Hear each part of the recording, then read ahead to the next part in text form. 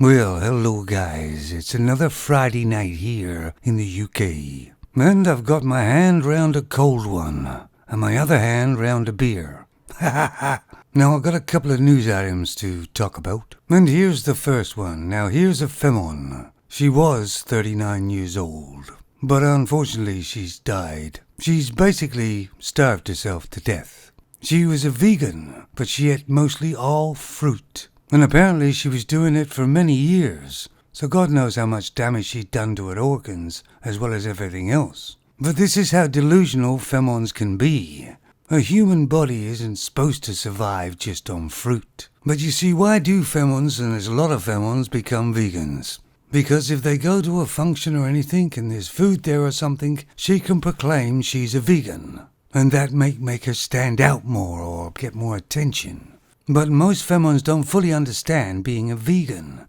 And I've never seen a vegan that actually looks very healthy. They look clearly pasty and weak. And generally it's always the femon vegans that have to shame everybody else for eating meat or something. They can't just be vegans and be quiet and carry on. No. It's just another way of getting more and more attention.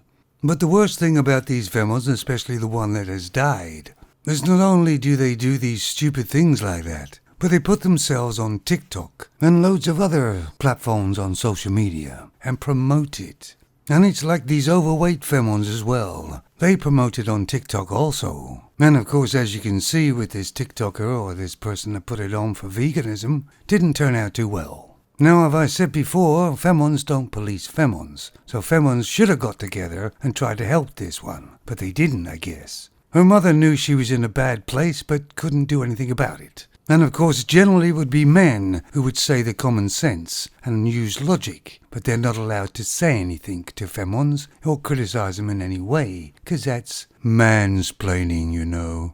Chargeable offense in some countries.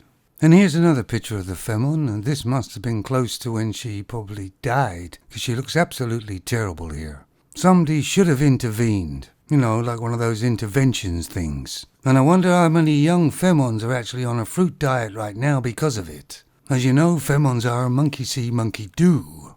Well, at least they know what the results will probably be. And although some of these crazy diets these femons do may not kill them, it certainly could damage their internal organs forever. Anyway, moving on to the next news item. And here's a nice dog. Well, a police dog this is. Or it was. The police had to shoot it. Apparently it attacked its handler instead of the guy that was running away. It grabbed the handler's leg and started biting it. Of course, it may make it a bit clearer the handler was a femon. And I'm sorry, but through all my life I've never seen femons control dogs very well. If I see a femon walking along with a rather large dog, I give them a wide berth. Because the dogs don't seem to listen to femons.